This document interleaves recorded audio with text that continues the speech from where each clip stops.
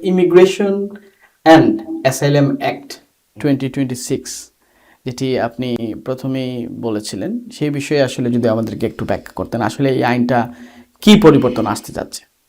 এটা আসলে ব্যাপক একটা পরিবর্তন। যেমনটি বলেছি, প্রথম বলতে হবে যে আমাদের ইমিগ্রেশন সিস্টেম বা লিগ্যাল ইউকে জুডিশিয়ারি একটা বিউটি হচ্ছে যে ইন্ডিপেন্ডেন্ট কোর্ট এবং জাজেস, এবং এর court and part and parcel হচ্ছে এর আইনজীবীরা, লয়াররা। এবং হোম অফিস করতে কেউ যদি রিফিউজড হয় এবং যে কোনো গভর্নমেন্ট এজেন্সি বা অথরিটির দ্বারা কেউ যদি অন্যায়ের শিকার হয়, তাহলে পরে বিচার প্রার্থীরা আদালতের দ্বারস্থ হন। এবং ইমিগ্রেন্ট যারা আছে, ইমিগ্রেশন ডিসিশনের ক্ষেত্রে ফার্স্ট কোর্ট সেটা হচ্ছে যে immigration tribunal, first year tribunal, immigration and asylum chamber. তো নতুন যে আইনটা প্রপোজ করা হয়েছে সেখানে এই কোর্টটা সম্পূর্ণভাবে অ্যাবলিশ করার কথা বলেছে, বিলুপ্ত করে ওটা একটা ইমিগ্রেশন আপিল অথরিটি নামে একটা অথরিটি এটাকে রিপ্লেস করবে। Looking to expand your business in the UK? UBM takes care of everything. Company registration, UK bank account, pay, insurance and tenancy. Start with UBM. Expand with confidence. আচ্ছা, তার মানে হচ্ছে জাজেস যে independent আছে এখন সেটা থাকবে না।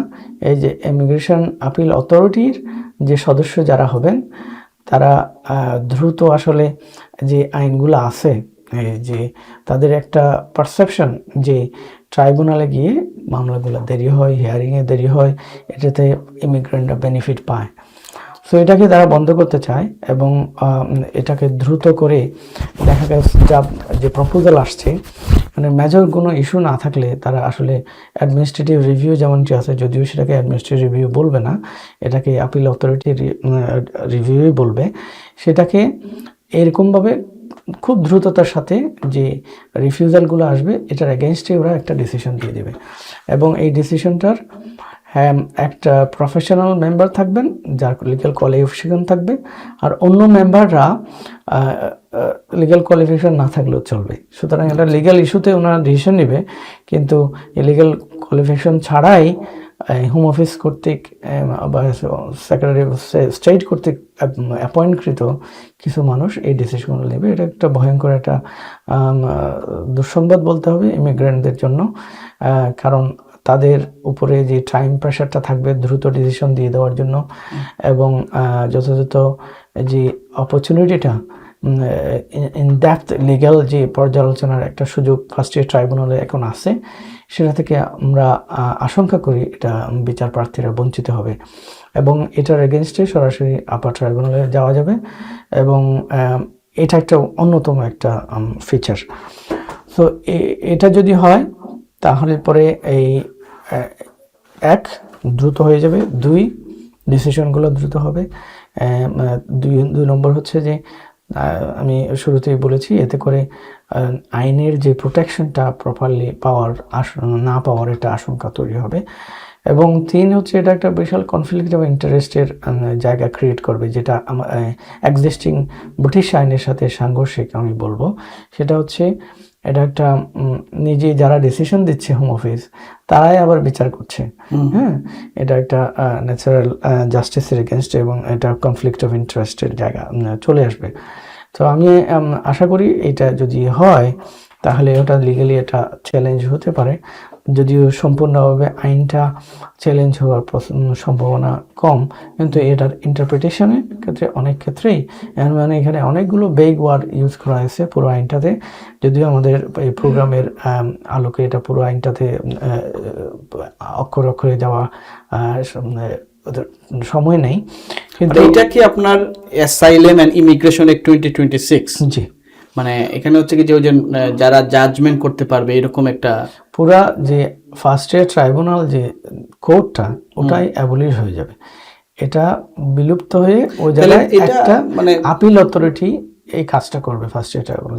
এটা তো সবার জন্য সমান, মনে করেন বিচার প্রার্থী কেউ কখনো মানে ভালো হইতে পারে আবার খারাপ হইতে পারে, কিন্তু যখন আপনি যিনি ডিসিশন বানাচ্ছেন, রিফিউজাল ডিসিশন দিচ্ছে কে, এই ট্রাইব্যুনালে আমরা কারা যায়, যারা এই যে হোম অফিসে রিফিউজ করে, বা যারা এর দ্বারা অ্যাগ্রিভড হন, এই ইমিগ্রেন্ট, উনি তো যাচ্ছেন, তাহলে ডিসিশনটা বানাচ্ছে হোম অফিস, আবার যে হোম অফিসের অ্যাপয়েন্টেড ব্যক্তিরাই এটা ডিসিশন করবে, বিচার করবে।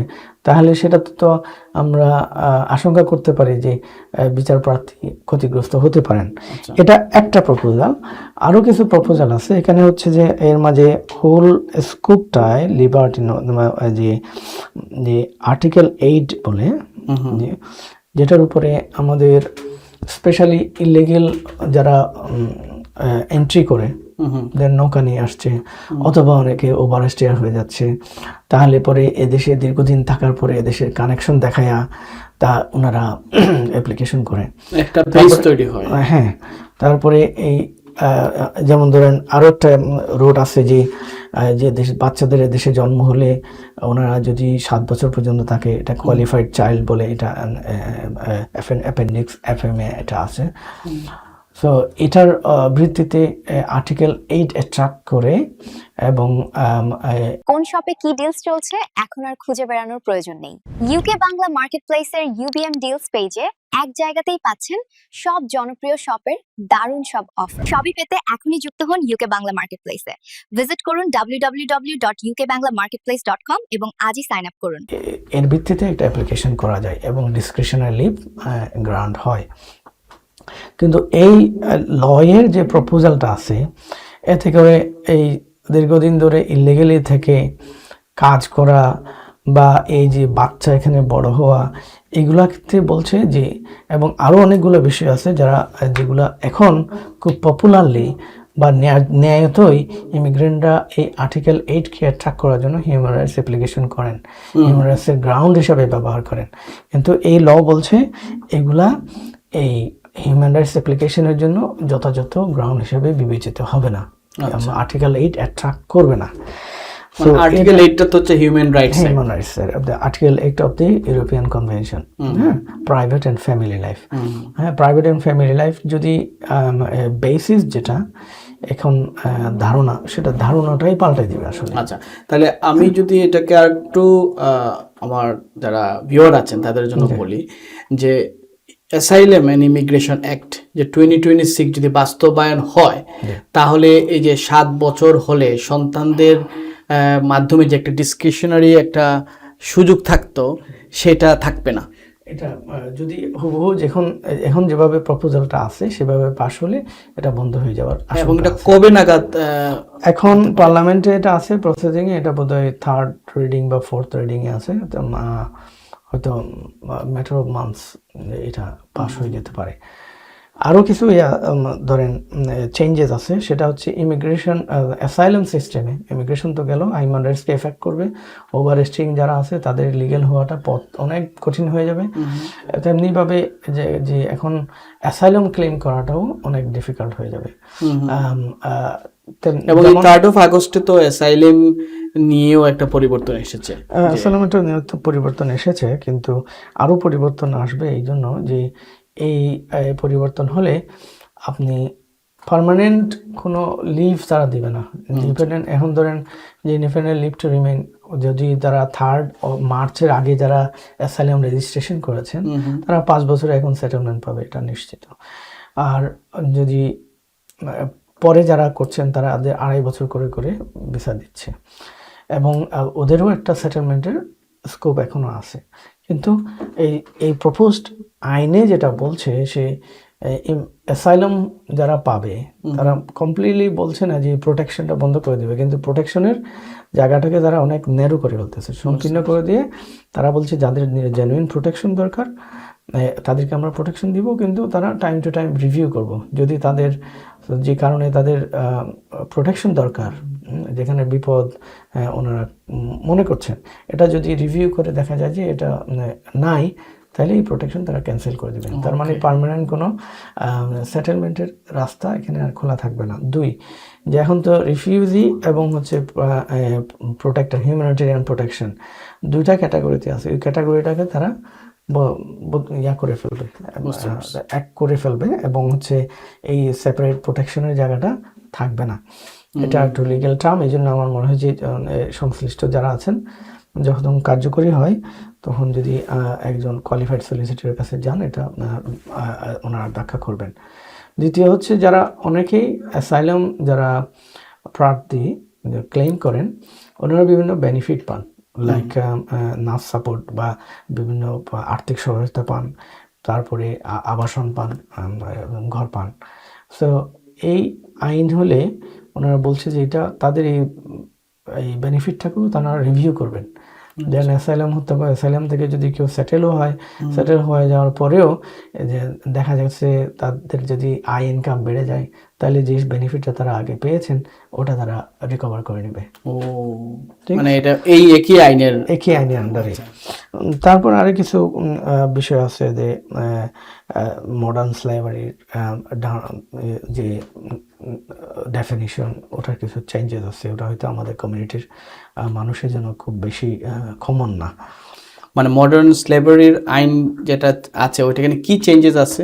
যে এখানে হচ্ছে আপনার আমি যদি দেখি যে মডার্ন স্লেভারি ফ্রেমওয়ার্কটা including new law enforcement power দেওয়া হবে, সব আইডেন্টিফিকেশন অ্যারেঞ্জমেন্ট সেটা এনফোর্সমেন্ট করা হবে। সো ওভারঅল এক একটা বিষয় এখানে আসলে দীর্ঘ আলোচনার দাবি রাখে, যেমন যে এই ফার্স্ট এড ট্রাইব্যুনাল অ্যাবলিশ করা, বা এই যে আর্টিকেল 8 অ্যাট্রাক্ট করার যে গ্রাউন্ডগুলো সেটাকে ন্যারো করে ফেলা, বা অ্যাসাইলাম সিস্টেমটাকে যে পরিবর্তন করা, এসব সবই হচ্ছে লিগ্যাল রোডে না, যারা ওভারস্টেয়ার হবে বা ইলিগাল রোডে আসবে ওই রাস্তাটা মোটামুটি তারা বন্ধ করে দেওয়ার চেষ্টা করছে এবং অনেকটাই নেরো করে ফেলবে আর কি এই আইনটা পাশ হলে। ওকে, গুড। আমরা আসলে শুনছিলাম আমাদের আজকের অতিথি খুব গুরুত্বপূর্ণ কিছু আপডেট নিয়ে আমরা কথা বলছি, এবং যে আপডেটটি আসলে আমাদের কমিউনিটির, বিশেষ করে শুধু আমাদের কমিউনিটি বলবো না, এশিয়ান কমিউনিটি বা আফ্রিকান কমিউনিটি বা বিএমই কমিউনিটির অনেক যারা ইমিগ্রেন্ট কমিউনিটি আছে তাদের জন্য এই আপডেটগুলো খুবই প্রয়োজনীয়, এবং আমরা আপডেটগুলো আপনাদের শেয়ার করার চেষ্টা করছি।